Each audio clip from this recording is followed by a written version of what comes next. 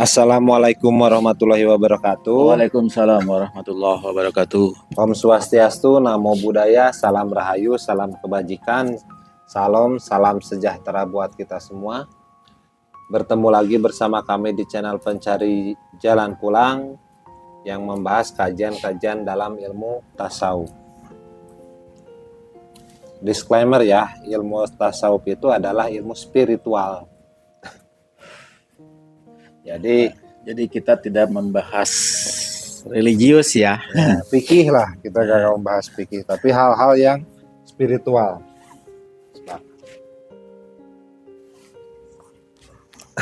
Gitu ya teman-teman. Judul yang kita bahas malam hari ini adalah Quran adalah rahmatan lil alamin. Jadi karena Quranlah rahmatan lil alamin, maka otomatis berarti Quran itu berlaku bagi seluruh zaman, dari zaman Nabi Muhammad sampai zaman sekarang, dari 1400 tahun yang lalu sampai dengan sekarang.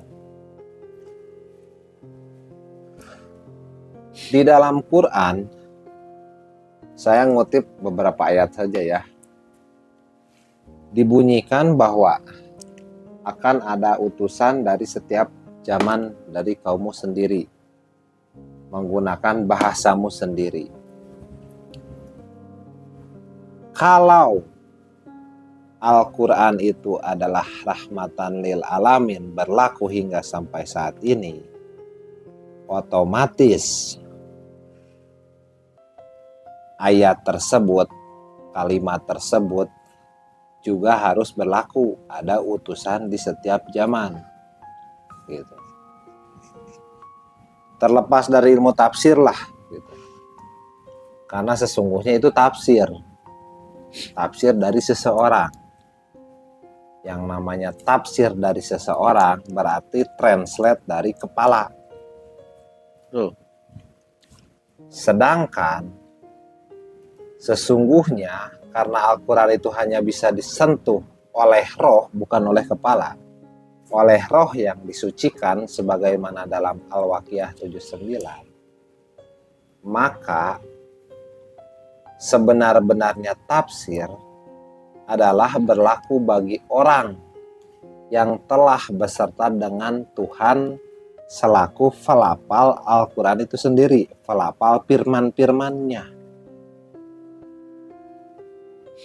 Berbeda berarti derajatnya antara tafsir dengan orang yang telah beserta dengan Tuhan itu sendiri.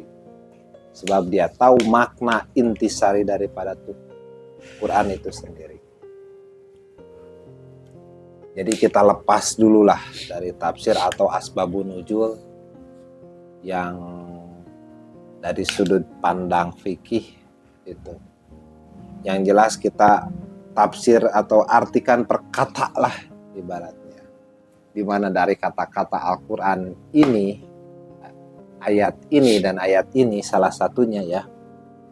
Dan masih banyak kok sebenarnya. Tinggal dicari saja sama teman-teman. Yaitu bunyinya bahwa ada utusan di setiap zaman. Dari setiap kaum menggunakan bahasanya sendiri. Nah, kalau memang Al-Quran ini teman-teman meyakini bahwa Al-Quran ini adalah rahmatan lil alamin, wajib teman-teman juga sepakat bahwa ada utusan di zaman ini. Karena teman-teman sudah menganggap bahwa Al-Quran ini adalah berlaku untuk saat ini juga. Sehingga ayat ada utusan di setiap zaman juga berlaku sehingga sampai sekarang. Nah, kalau memang dalam Al-Quran itu ada utusan,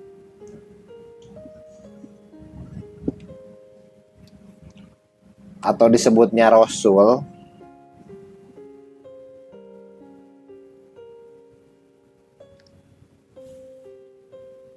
maka tugas daripada Rasul itu adalah salah satunya adalah menyucikan jiwamu.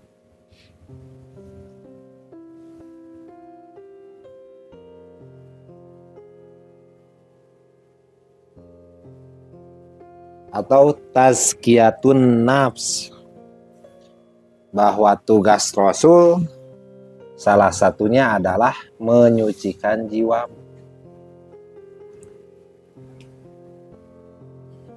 Cuman zaman sekarang disebutnya bukan Rasul, karena kata Nabi, pewarisku adalah al ulama warasatul anbiya atau ulil amri minkum. Sepakat. Ulil amri berarti sebutannya berbeda tapi tugasnya sama, menyucikan jiwamu. Oke.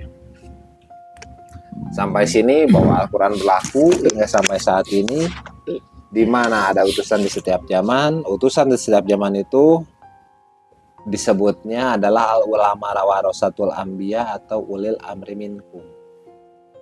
Jadi pemahaman kami dalam ilmu tasawuf, terutama di dalam tarekat kami Naksabandiyah Al-Mahdiyah Khalidiyah Nusantara, bahwa ulil amri minkum itu bukan pemimpin yang umaro, bukan. Kalau kita harus patuh tunduk terhadap umaro, akan terjadi konsekuensi. Contoh, apakah umaro tersebut bisa menyucikan jiwa? Jelas tidak bisa. Bahkan banyak umaro, pemimpin-pemimpin yang malah terjerat kasus seperti korupsi, seperti melakukan kebijakan-kebijakan yang tidak benar, yang tidak bijak, yang sangat subjektif. Sedangkan kalau kita menempatkan posisi umaro itu adalah ulil amri minkum, itu akan sangat bertolak belakang. Itu tidak bisa dipakai. Dia tidak bisa menyucikan jiwanya, apalagi menyucikan jiwa orang lain. Sehingga ulil amri ini harus jiwanya telah suci. Karena dia telah suci, dia beserta dengan Allahnya.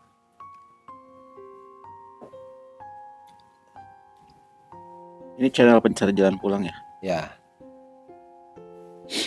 Nah, begini teman-teman jadinya. Bahwa ulil amri ini tidak bisa kita tempatkan posisinya kepada umaro. Tapi ulil amri ini, orang yang dikuasakan di antara kamu ini adalah pewaris Nabi, al ulama warasatul anbiya. Nah, al ulama warasatul anbiya itu atau ulama billah, orang yang telah beserta dengan Allah itu, dia akan menyucikan jiwamu. Metode atau fokus pengajaran yang akan diajarkan oleh ulil amri ini adalah mengenal Tuhan. Untuk kenal kepada Tuhan harus suci dulu jiwanya. Fokus pengajaran ini bukan mengajarkan agama, gitu.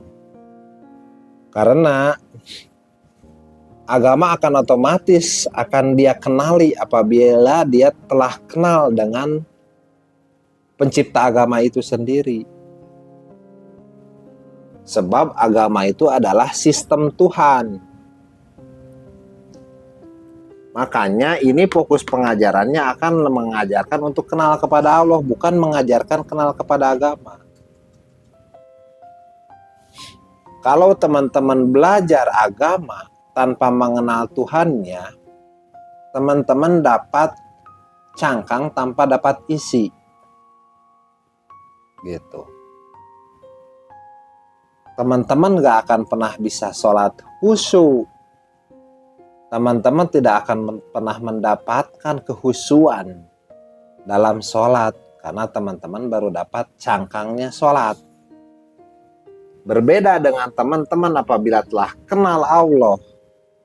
Begitu disebut namanya, bergetar hatinya karena dia telah kenal kepada Tuhannya. Maka kami sampaikan di sini bahwa ulil amri atau pewaris Rasul ini akan menyucikan jiwamu. Dengan teman-teman ketemu dengan ini, teman-teman akan sama saja atau tentu akan mendapat isi daripada Al-Quran yang qadim. Kalau teman-teman tanpa melalui ini, teman-teman hanya akan mendapatkan Al-Quran yang mushaf beserta tafsir akal atau tafsir dari ulama-ulama terdahulu. Yang masuk di kepala aja ya Bang ya. Betul. Yang masuk jadi ilmu pengetahuan aja itu. Betul, gak sampai ke kolbu. Nah, sedangkan apabila teman-teman ketemu Quran yang qadim, Al-Quran itu akan hidup. Al-Quran itu akan senantiasa update. Saking update-nya Al-Quran tersebut, air di lautan tidak cukup menjadi tintanya. Pohon-pohon di dunia tidak cukup menjadi penanya. Itu berlaku. Makanya dapatkanlah Al-Quran yang qadim ini. Dengan cara apa? Temukan dulu ininya. Karena ini adalah pewaris ini. Kalau kita kiaskan sesuatu hal yang fisik dengan yang metafisik, fisik,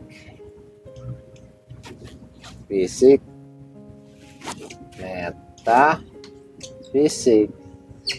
Ini Rasul.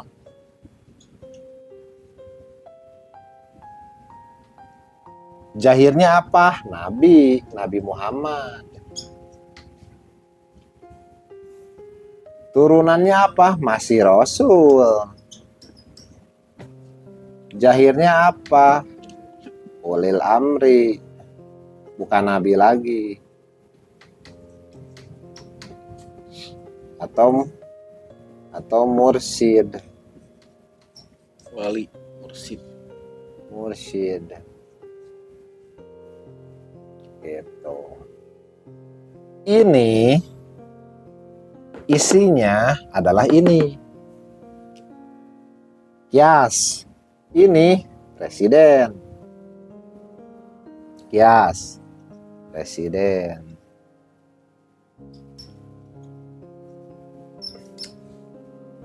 Kiasnya nih, yang metafisiknya ini presiden. Ini Soekarno.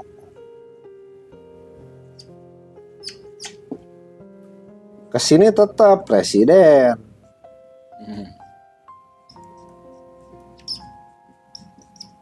Kesini siapa? Prabowo.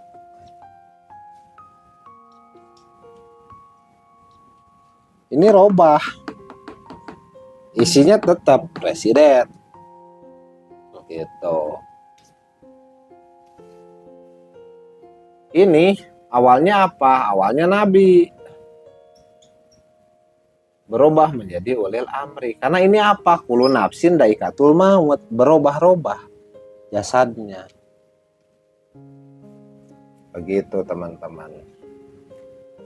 Jadi sangat penting sekali ya bahwa kita itu untuk mendapatkan hal yang metafisiknya, yang spiritualnya. Karena sesungguhnya yang fisik dunia ini tidaklah benar-benar nyata apabila kita sudah naik kesadaran kita. Bahwa mimpi itu ternyata tidaklah nyata apabila kita bangun dari tidur.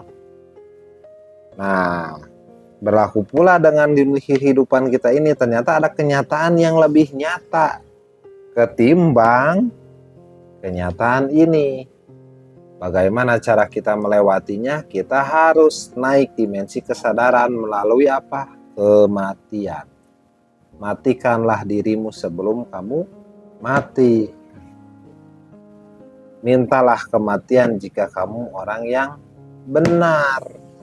Begitu kawan-kawan. Silahkan tambahan barangkali dari Pak Okiu. Barangkali ada tambahan, silahkan. Saya Ya. ngerokok dulu. Ya, di sini sharing ya Bang Teja ya, Ya, berbagi pengalaman dan sebagainya. Yang mana metafisik itu kan tidak terdeteksi oleh panca indera abstrak ya. abstrak, tapi ada. Ada. Nah, seperti itulah. Contohnya ya apa ya? Ultrasonik. Ultrasonik itu ada, tapi dia tidak terdeteksi Oleh pendengaran manusia. Untuk mendeteksinya kita perlu alat. Perlu alat. Seperti itu. Nah, untuk mendeteksi isi kodim apa isi dari Quran ini yang tadi Rohnya disampaikan Al-Quran, rohnya Al-Quran itu ya mutlak harus ditanamkan alatnya dulu di dalam diri kita, diaktifasi, yaitu apa? Diupgrade dulu, yaitu Nur Iman dan Nur Kitab. Ada di At-Taubah ya 18 ya. Nah, itu cocok di Asura 52. Itu cocok sekali gitu ya di sini. Jadi sangatlah tidak begitu, dan itu nyambung juga ke surat yang lainnya bahwa Quran itu tidaklah tersentuh kecuali oleh ruh-ruh yang disucikan. Semuanya nyambung, semuanya cocok. Apabila teman-teman belum mendapatkan faktor itu ya jangan berharap dapat ruhnya Quran. Betul. Ya, seperti itu. Nah, mungkin secara membaca jahirnya aja ya teman-teman ya bisa merasakan sendiri, tapi itu masih di luar, masih sisi dunianya saja, Masih konteks luarnya. masih konteks luarnya saja, masih konteks akal. Mungkin ada efeknya juga ya. Ya. Itu ada efeknya meskipun kita baca misalnya apa namanya suratnya aja, surat ini seperti sekarang ya banyak. Pingin baca ini, pingin ini, baca ini, amalkan ini.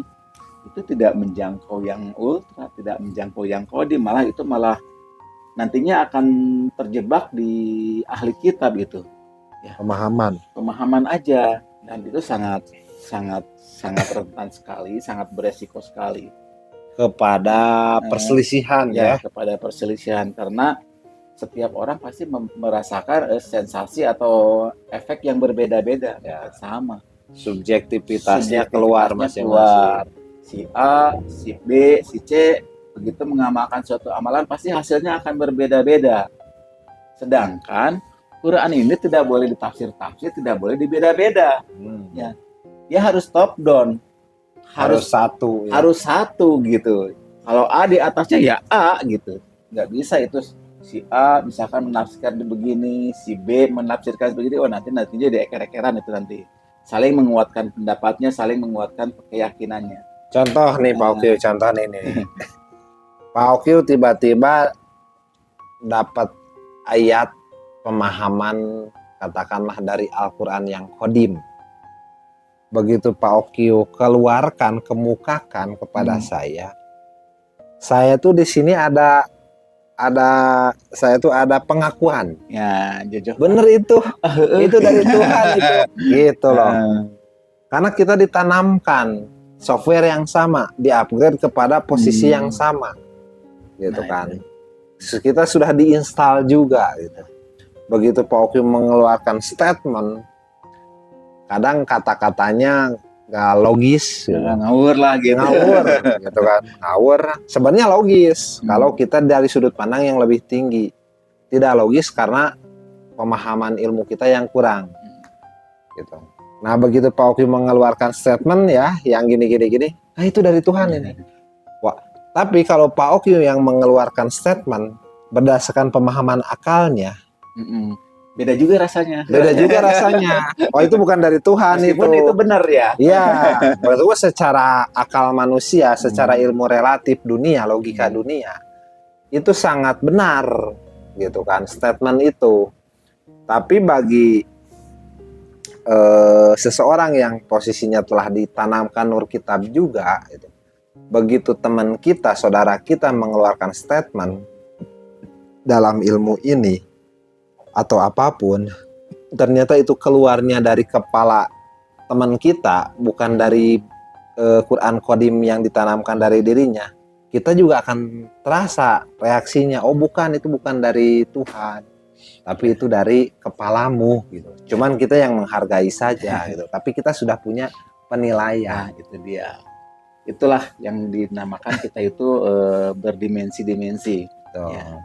Dimensi yang lebih tinggi pasti akan bisa mendeteksi dimensi yang di bawahnya. Ya. Atau sama satu dimensi. Atau satu dimensi itu bisa gitu. Ya. Nyenahin eta gitu. Nah, benar gitu. Ada konfirmasi ya. Ada konfirmasi. Nah, Nah, jangan kan untuk misalnya seperti sekarang ini ya Bang Teja ya, kita saling ngobrol, saling sharing, kan berbagi pengalaman. Dengan bersama-sama saja kita tuh udah nyaman duluan gitu. Karena itu emang ada frekuensinya gitu seperti yang apa ya, selaras gitu ya. Ya. Kayak gitu kan. Ya. Nah, contoh sederhananya beginilah. Mungkin kalau kita belum ditanamkan nur iman dan nur kitab, frekuensi kita mungkin akan frekuensi yang di bawah iman itu ya. Di bawah itu. Yang frekuensi di bawah ini pasti dia juga merasakan misalnya ada kecocokan dengan temannya atau dengan ucapan-ucapan temannya seperti itu. Nah, seperti itulah kurang lebih. Tapi di sini dimensinya kita lebih tinggi lagi, bukan di dimensi bawah. Ya. Bisa dipahami kan, Pak? Iya, Ya? Bisa betul. dipahami kan ya. Nah, karena ya saya juga nggak ngerti. Nah, ini sulit gitu menjabarkannya, tapi ujug-ujug ya keluar aja seperti ini. Nah, ketika kita naik dimensi, kita itu akan kembali di apa namanya tuh dihimpun dengan orang-orang yang sefrekuensi juga, yang satu dimensi juga. Dalam hal ini ya belak-belakannya ya, yang sudah ditanamkan nur iman dengan nur kitab itu akan sangat jauh berbeda dengan yang belum ditanamkan nur iman dan nur kitab. Kasarnya mah begini, yang sudah ditanamkan nur iman dan nur kitab itu sakleknya mah masih belum beriman, itu masih kafir bagi kami. Ya, jadi ibaratnya dia baru Islam. Baru Islam, masih berserah belum iman. Nah, seperti dalam Al-Hujurat 14. Arab Badui menyampaikan kepada Nabi, wahai Rasul, aku telah beriman, gitu kan. Kata Nabi apa? Jawablah Muhammad bahwa engkau belum beriman, ya, tapi baru berserah, baru berislam. Itu ketemu ya, satu zaman ya. Iya, nah, satu zaman sama satu Nabi. Zaman ini berhadapan, head to head ya. Ya. Nah, menyatakan, katakanlah aku beriman kepadamu ya Rasul. Kata Nabi apa? Belum. Kau belum beriman. Dikatakanlah kamu baru berislam. Kau baru Islam, berserah. Karena apa, Bang Teja? Nah, karena ya iman itu harus ditanamkan. Iya, kan di situ juga dijelaskan, sebab iman belum dimasukkan ke dalam hatimu. Itulah faktor utama. Faktor utama kita beriman itu ya harus dimasukkan dulu faktornya ke dalam kolbu kita. Iya. Karena apa ya? Bermula kolbu seorang mukmin itu kan baitullah. Betul. Kolbu, kembali lagi ke kolbunya. Bermula kolbu seorang mukmin itu baitullah. Nah, apabila kolbunya belum ditanamkan itu belum. Mau bagaimana, mau hafal, mau hatam misalnya Qur'annya beberapa kali hatam bolak-balik juga tetap nggak tersentuh itu Quran. Karena Al-Quran ini adalah Al-Quran Qadim, sehingga alat pembaca Qadim itu bukan nalar, bukan akal, tapi harus faktor Qadim juga, yaitu apa? Ruhani kita. Saya ingatkan kembali, kenapa harus sampai ke ruhani? Jangan dulu di akal, karena akal itu bisa mati. Di bawah tidur aja itu akal mati. Apalagi di bawah mati, udah mati. Sedangkan yang akan kita bawa ke alam selanjutnya itu bukan akal. Ya, tapi jiwa kita. Kesadaran jiwa kita. Itulah yang akan bekal kita melanjutkan fase kehidupan setelah kita mati. Nah, kalau misalkan teman-teman belum ditanamkan faktor itu, dalam artinya dalam ada hadis riwayat juga ya, jika belum ditanamkan manusia yang mati dalam keadaan belum terikat ada ikatan baiat di Di lehernya, leher. maka dia matinya seperti matinya orang jahiliyah. Itu Gitu. serem ya. Ya, nggak serem. Jujur saya Eh. Pak Oki, saya baru lihat hadis itu kan setelah saya bayat malahan. Nah, Loh, gitu. ternyata ada hadis itu. Yang saya tahu itu masalah bayat itu terkait masalah ketika di akhir zaman ada Imam Mahdi, segeralah engkau meminta bayat walaupun merangkak di atas salju. Nah. Itu yang saya tahu. Terus hadis tentang bayat tuh yang saya tahu itu bahwa Halifah Rasul bertanya, ya hai Rasul, ya Nabi, apa yang harus kami lakukan apabila engkau telah tiada? Nabi menjawab bahwa lakukan baiat seperti pertama kali. Gitu. Nah, berarti penting sekali ya. Penting, sangat penting itu sebagai faktor apa ya, yang faktor paling krusial ya di sini Ya, ya. karena itu pintu gerbang awal. Pintu gerbang awal itu untuk istilahnya bisa memahami Al-Quran ini. Ya, untuk masuk ke dimensi kita yang lebih tinggi. Nah, ya. itu dia teman-teman ya. Dimensi kodim. Karena di dimensi kodim ada Al-Quran yang kodim. Ada Al-Quran yang metafisik. Gitu. Sehingga dunia beserta isinya tidak bisa menampung Al-Quran itu. Gitu. Yang bisa menampung ini, kitab dalam diri. Nah, kita belak-belakan di sini ya Bang Tejo ya, perkara baiat ini. Karena baiat ini kan menjadi suatu apa ya, boleh dibilang suatu kata yang asing, juga apa namanya itu pemelintiran makna. Banyak sekali orang yang bilang itu begitu mendengar kata baiat itu apa namanya, asumsinya tuh wah negatif lah ya, seperti itu.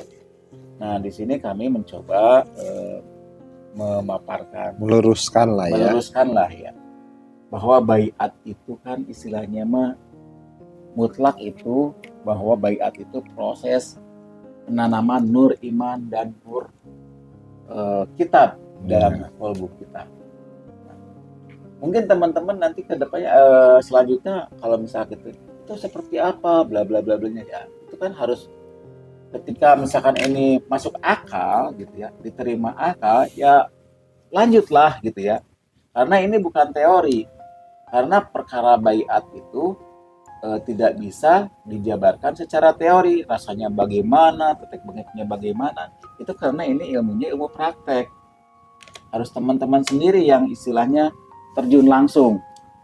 Apa yang kami teorikan baiat itu seperti apa, oh begini langsung cobain, seperti apa namanya,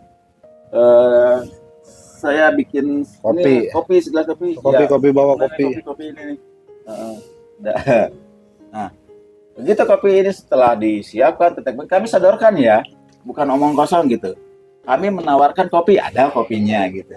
Nah, kami menawarkan nggak ada barangnya ya, tinggal rasakan aja. Rasakan, nanti teman-teman bisa menyatakan bahwa oh ini rasanya manis, ini rasanya pahit, oh ini tawar, kan teman-teman bisa buktikan sendiri. Daripada teman-teman menilai sebelum membuktikan, itu omong kosong. Ini omongan saya juga jadi omong kosong kalau nggak dibuktikan juga sama teman-teman.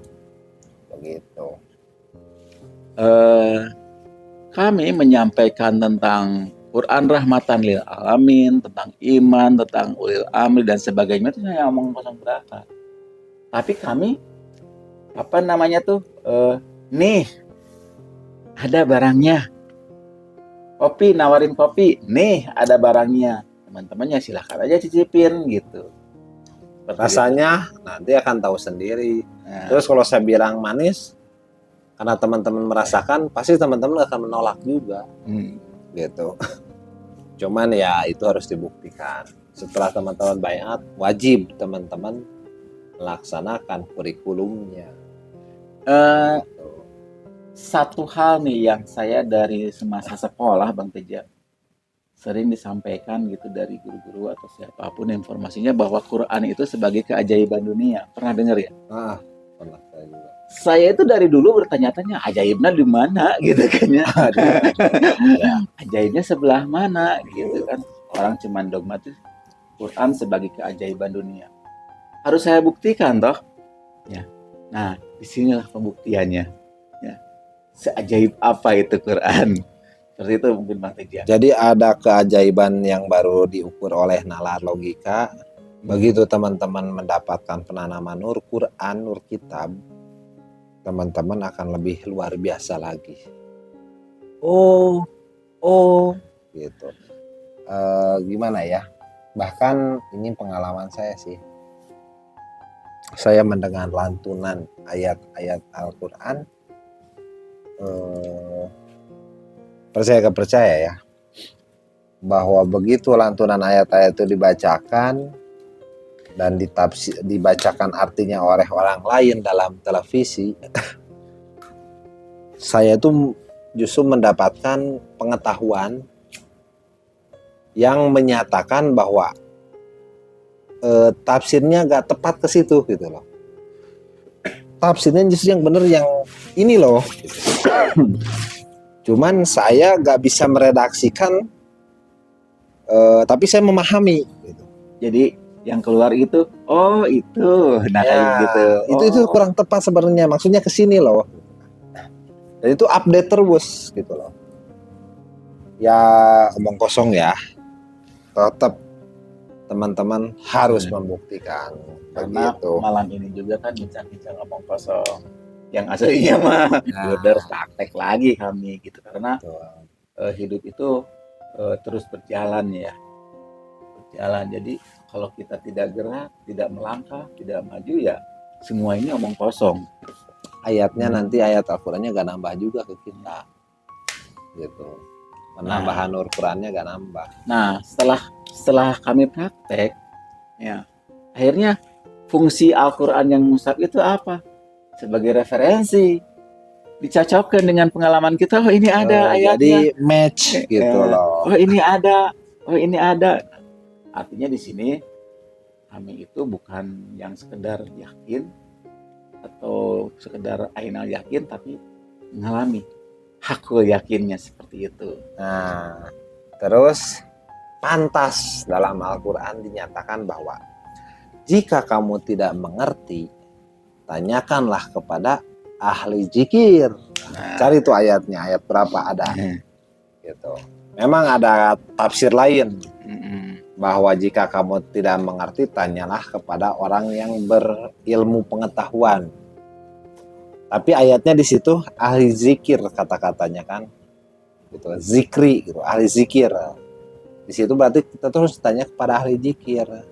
Dan ternyata cocoknya di sini, karena tarekat itu adalah ritualnya adalah zikir, ritual syariatnya adalah zikir, maksudnya ke sini. Karena begitu teman-teman masuk ilmu tasawuf, ilmu tarekat, teman-teman akan digembleng zikir yang mengucap sampai ke tingkat zikir yang ingat, gitu, sampai auto zikirnya, gitu, tanpa butuh ruang dan waktu lagi, begitu teman-teman. Karena apa? Terus digembleng, gitu, zikir-zikirnya itu. Enggak digembleng masalah teman-teman ibadah yang lain, sholat atau apa. Jadi lebih digemblengnya tuh di zikir nanti itu, gitu. Bukan di syariat yang lain itu silahkan itu di luar daripada ritual tarekatnya, gitu. Menyampaikan ini tuh kalau apa namanya akan jadi satu perdebatan ya, jika kita berkutat di teori melulu, karena masing-masing kepala punya kebenarannya masing-masing, subjektifnya masing-masing. Subjektifnya masing-masing. Padahal setiap orang itu berdimensinya berbeda-beda. Al-Quran menurut versinya dia pasti benar menurut dia. Ya. Menurut kami, menurut saya juga ya benar menurut saya. Hanya saja di sini Anda benar tidak salah gitu ya. Dan kami juga tidak benar, cuman kami itu mengajak untuk menaikkan levelnya, menaikkan stage-nya, yaitu naik dimensi. Cobalah, misalnya ini ada semacam apa ya Bang Teja ya, yang tadi sudah disampaikan. Ini tuh jahirnya. Di sebalik jahir itu ada apa? Kan tidak mungkin toh kita menjelaskan yang di sebalik jahir itu gitu. Yang bisa kami jelaskan ya luarnya gitu. Jadi ibaratnya di balik mangga muda itu ada apa? Ada rasa asem. Nah, itu mungkinnya Seperti lebih itu. lebih gamblangnya seperti itu. Karena Dan ya kemampuan meredaksikan beda-beda ya. Cuman secara mengalami itu ya yang dialami sama Bang Teja, pelaku-pelaku spiritual yang udah ditanamkan nur iman dan nur Quran itu pasti sama. Ya. Terlepas misalkan apa Bang Teja duluan atau misalkan Bang Teja di belakang, misalkan saya duluan, itu kalau Bang Teja yang duluan nanti saya juga akan mengalami yang hal sama.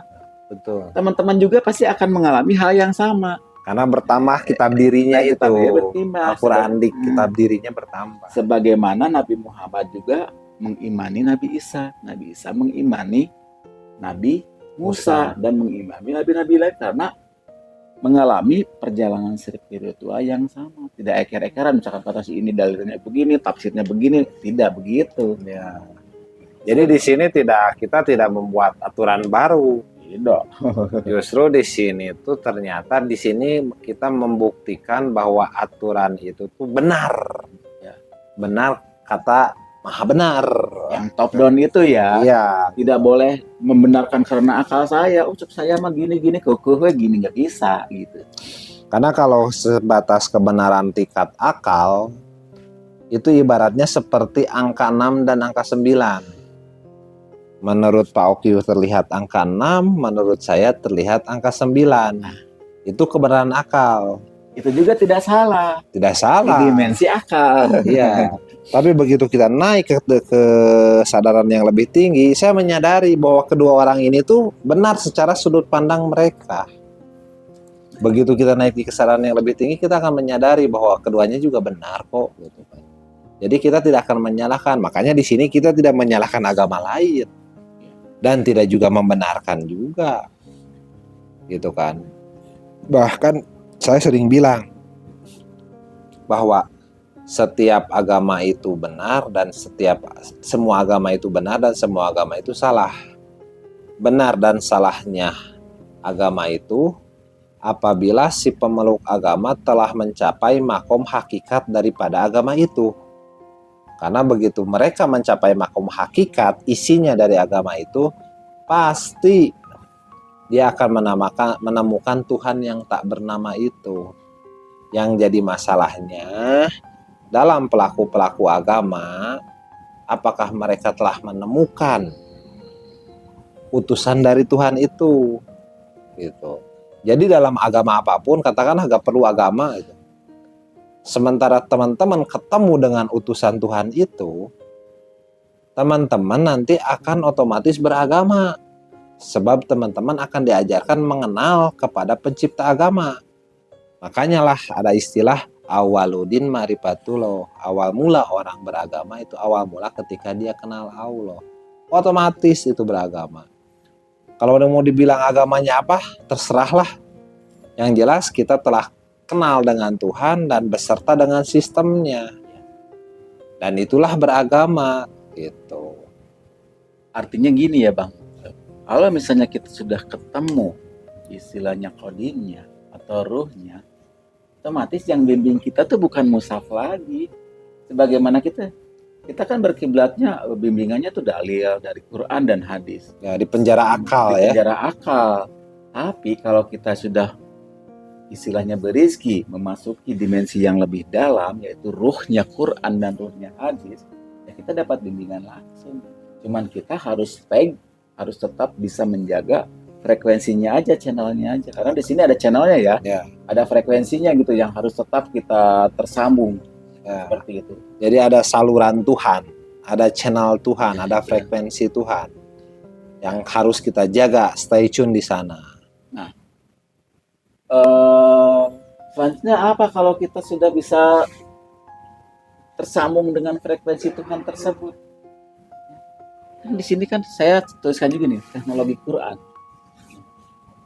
Teknologi kita bukan yang teknologi yang akalnya, yang fisiknya itu dah kalau misalnya dibaca-baca doang mah ya cuman sampai ukuran dimensi dunia aja gitu. Nah ini nih teknologi Quran nih ya.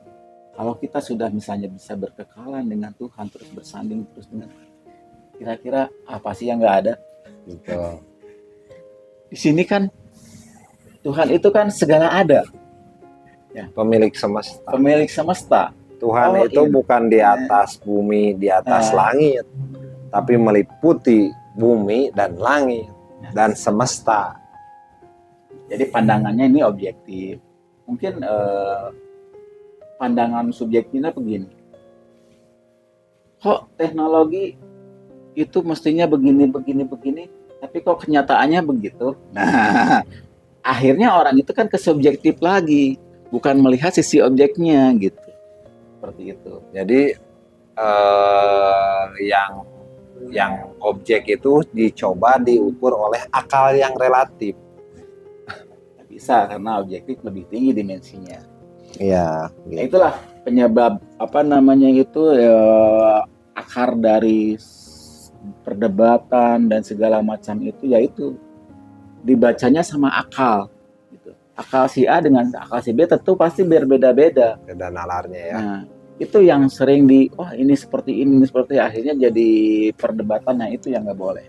Tetapi kalau pandangannya objektif, ini objektif itu pasti sama satu, nggak akan berkiblat pada satu akal saja, seseorang saja, karena ini kiblatnya jelas, satu kiblat ruhani. Ya. Ya, Jadi mungkin tidak akan ada perdebatan. nggak akan ada perdebatan karena kita ada satu kiblat yang satu itu. Ya bayangkan kalau sesuatu hal berdiskusi secara objektif tanpa membawa subjektivitasnya, otomatis tidak akan ada perdebatan. Berbeda dengan subjektif, kalau subjektif itu akan ke bawah seleranya. Ya, gitu. Jadi agama itu ibarat seperti hidangan di prasmanan. Mana yang sesuai selera, itulah yang menurut dia benar. Berarti gak objektif dong. Dan kecenderungan manusia itu pasti pilihnya yang enak-enak. Betul. Ini cocok ini nih, cocok ini nih. Padahal keobjektifan itu ternyata sebenarnya jauh lebih enak. Hanya prosesnya saja yang tidak enak. Begitu dapatkan buahnya, hakikatnya itu, baru tahu enaknya. Contoh ginilah, kita makan apel. Begitu kita makan apel nih, bayangkan kalau kita makan apel gak ada rasanya, pasti itu gak enak kan, tawar. Berbeda dengan teman-teman yang memakan apel, pas dimakan, ada rasanya. Jadi satu-satunya supaya kita bisa menikmati apel itu sebenarnya kita harus memakan apelnya. Begitu kita gigit, menikmati, ini rasanya apel, gitu loh. Tapi kalau kita dengan pandangan subjektif, begitu kita gigit harus sesuai rasa yang kita inginkan sebelumnya. Begitu kayak gitu. Jadi rasanya tidak objektif, rasanya gak sesuai, akhirnya ditolak lah gitu. Jadi satu-satunya cara ya teman-teman harus membuktikan sendiri di sini. Gak bisa dengan nalar. Begitu membuktikan pasti akan ketemu rasa yang sama. Ternyata saya bilang rasanya apel itu gini loh Pak. Aku juga rasanya gini ya, saya juga ikut juga sih. Memang cocok juga dengan kata-kata itu. Misalkan kalau dibilang amis, manis-manis, ada asamnya gini-gini. Iya. Kalau saya rasa kecut gini-gini, ya memang ada kecutnya juga gitu. Nah seperti itulah. Nah kami juga di sini malam ini kan menyajikan ini ya, membaca Al-Quran dengan iman dan membaca versi versus membaca Quran tanpa iman. Tanpa iman itu berarti akal ya maksudnya. Ini kan teori. Ya, kami menyajikan teori. Ya tinggal buktikanlah. Mungkin ya yang belum beriman ya akan sama dengan yang sudah beriman. Ya, jadi setelah teori ini yang kami sajikan ini, ada prakteknya. Nah, itu dia. Praktek. Apa isinya ya? Metodologi, serangkaian metode-metode. Itu yang harus teman-teman tempuh. Gak ditempuh, tetap teman-teman hanya sebatas akal saja. Nah, kebutuhan akal teman-teman itu pasti setelah ini pasti ingin bertanya, prakteknya kayak gimana? Pasti akan seperti itu kebutuhan akalnya. Secara teorinya pengen teori lagi gitu. Padahal di sini itu setelah disajikan teorinya ini yang satu, ya tinggal praktek aja nih. Kami sajikan nih. Ini prakteknya nih, ada barangnya. Ibarat kopi ini, suguhin kopi, ini ada kopinya. Sampai kayak gini ya pengalaman saya sih. Waktu setelah saya baiat masuk ngikuti metodologinya, sampai dipikir-pikir pakai akal nih. Kalau gini ceritanya dipikir-pikir saya lebih enteng sholat 5 waktu. Ya, ini di sini tuh membebaskan, maksudnya membebaskan, silahkan kembali lagi masalah sholat, apa yang jelas zikirnya yang ditekankan itu, kegiatan ditekankan itu zikirnya. Kalau diukur secara timbangan akal, udahlah saya cukup disuruh sholat 5 waktu aja lah, gak usah sama zikirnya gitu, saking beratnya gitu loh. Ukuran akal saya itu gitu kan. Karena dulu saya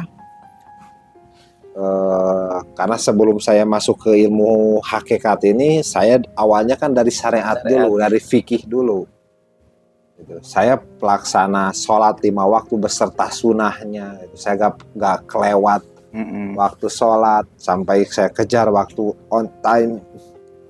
Tapi dengan seperjalanannya waktu gitu, masuk ke dalam ilmu hakikat ini lebih ringan waktu zaman syariat. Kalau bisa mending sholat 5 waktu waktu saja lah, gak usah bawa-bawa zikir yang luar biasa berat itu. Karena sholat yang 5 waktu kan kita cuman disiplin waktu aja gitu ya. Bangun subuh, pohor gitu, udah gitu aja. Tapi kita nggak perlu ada zikirnya segala. Ya. Tapi sholat itu mau nggak mau kan akimi sholali zikri. Ya. Dirikan sholat untuk mengingat. Kalau boleh nih, saya diizinkan nawar gitu, ya udah sholat aja yang itu aja, jangan asal sholat. Misalkan tundur nggak kecai pak sholat 2 menit sare deui. Dan saya punya kesadaran sendiri Pak Okiu, bahwa ternyata saya menyadari sholat 5 waktu itu ternyata adalah alat bantu untuk kita supaya bisa menjaga sholat yang daim. Nah itu sholat yang terus menerus, sholat yang nggak pernah putus gitu kan. Karena sholat itu emang nggak boleh ditinggalin. Nggak boleh ditinggalin, wajib hukumnya. Dan ternyata dalam ilmu tasawuf ini sholat itu nggak boleh putus, harus senantiasa sholat, harus senantiasa zikir, harus senantiasa ingat Tuhannya. Ngeri loh gitu loh, makanya gimana rasanya kalau meninggalkan sholat?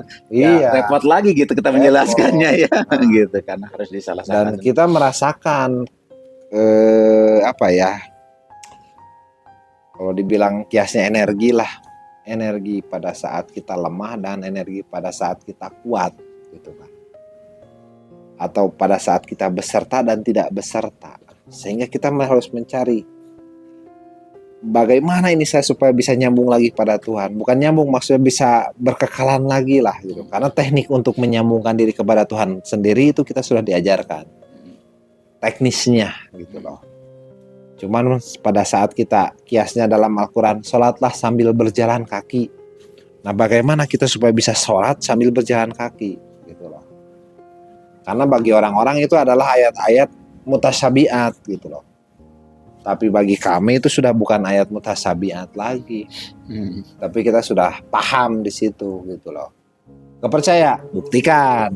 Jadi di sini ketemu ya Bang Teja ya, istilahnya memegang keimanan itu seperti memegang bara api. Dipegang panas, dilepaskan iman kita lepas. Hilang iman. Nggak punya pilihan tuh, panas-panas akhirnya kayak gitu ya. Gimana lagi? Nah kalau boleh nawar sih ya betul kata Bang Teja tadi, udah aja sholat-sholat yang biasa aja, yang 5 waktu, tapi kita nggak usah berzikir, asal sholat aja, cuman ya baca-bacaannya zikir 33 aja pada umumnya setelah sholat gitu kan. Itu ya enak bagi saya ya. Enak bagi saya, bagi kami enteng itu maksudnya itu bahkan itu sangat ringan sekali. Tapi dalam prakteknya di sini gitu kan, wah itu ternyata bukan apa-apa gitu. Gak seberapa gitu. Ini lebih sakit lagi. Jadi teman-teman begitu masuk ke sini, saya jamin teman-teman akan mendapatkan kesakitan yang luar biasa, karena di situ gerbang awal kita memasuki fase taholi. Setelah taholi baru tahali dengan diisi yang baik-baik. Taholi itu disucikan, tahali itu dibersihkan, diisi dengan yang baik-baik. Tajali di berkenannya Tuhan beserta dengan kita, gitu. Bertajali kepada kita, gitu. Seperti itu teman-teman. Jadi saya disclaimer dari awal bahwa teman-teman masuk ke sini itu kita tidak akan menjanjikan hal yang enak-enak. Bahkan yang kita janjikan akan datangnya neraka dunia yang keluar semua. Sebab apa? Karena teman-teman pada saat bayat itu teman-teman mengalami praktek mutu qabla anta mutu, mati secara hakikat. Sehingga neraka yang harusnya nanti ditarik sekarang dan terkonversi ke alam dunia ini. Maka berlakulah hadis bahwa bagi orang beriman neraka itu hanya beberapa hari saja, gitu loh. Nah, terus apa enaknya kalau masuk ke sini malah dapat neraka? Justru itu.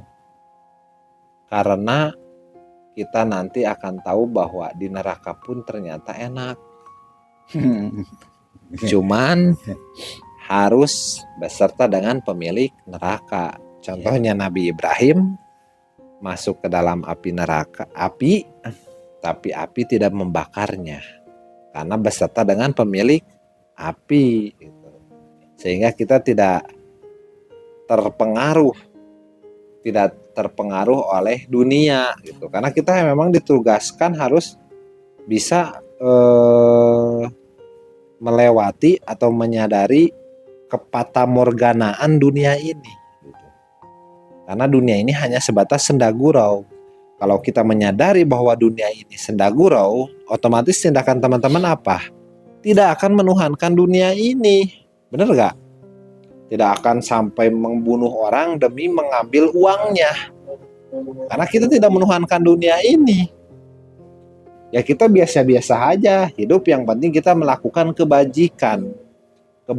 Buat apa? Buat apapun, buat semesta.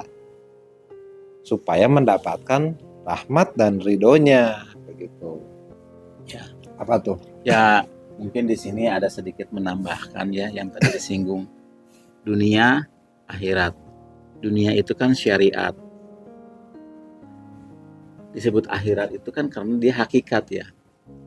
Dia yang kekal abadi. Yang dunia itu kan fana. Paling lama kita 80 tahun. Nah, ya mungkin sedikit memotivasi diri saya juga ya untuk tetap eksis di sini gitu ya.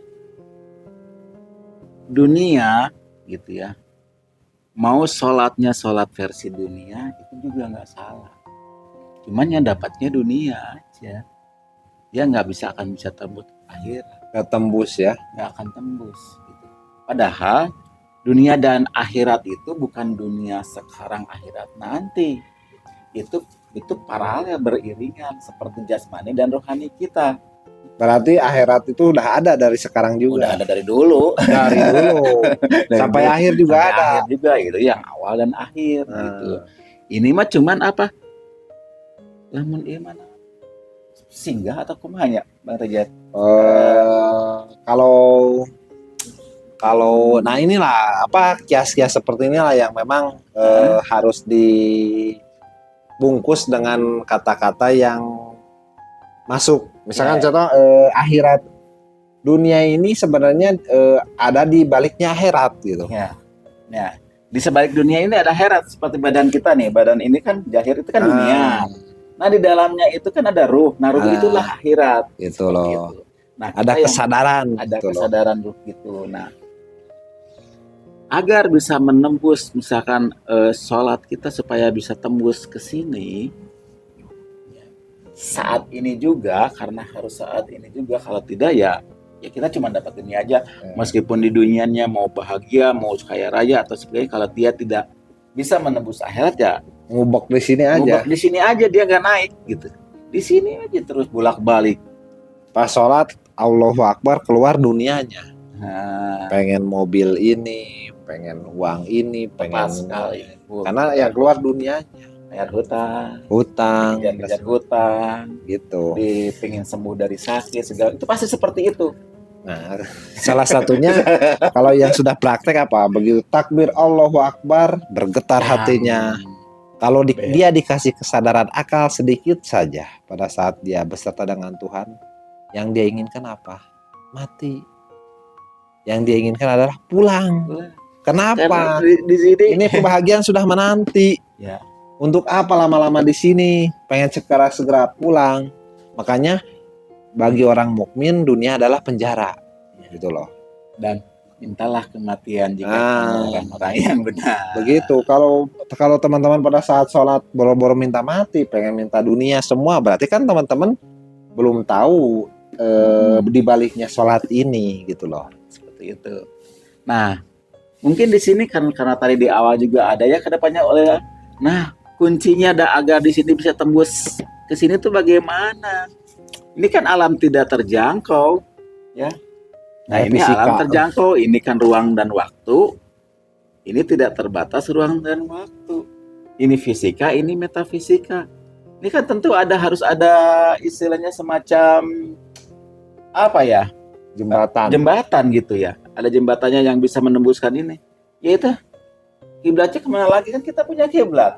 Nah, ini ya kiblat kita yang harus dicari ya, kembali lagi gitu. Yang terhubung dengan akhirat itu yaitu Rasul. Yang ini tadi. Nah, sisi metafisiknya. Di dunianya apa? Ulil amri, karena di balik ulil amri itu ada Rasul. Ya. Dan ulil amri ini adalah orang yang telah beserta dengan Allah. Makanya kata Nabi, beserta dengan Allah. Jika belum bisa beserta dengan Allah, besertalah dengan orang yang telah beserta dengan Allah. Cocok.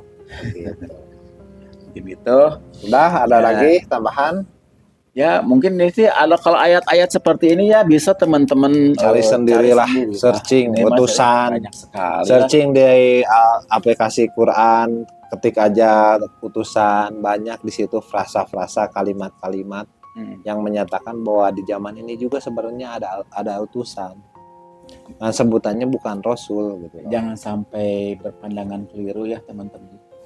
Ini Rasul itu bukan fisika, ya metafisika. Yeah. Metafisika itu seperti ruh kita, dia nggak ada matinya.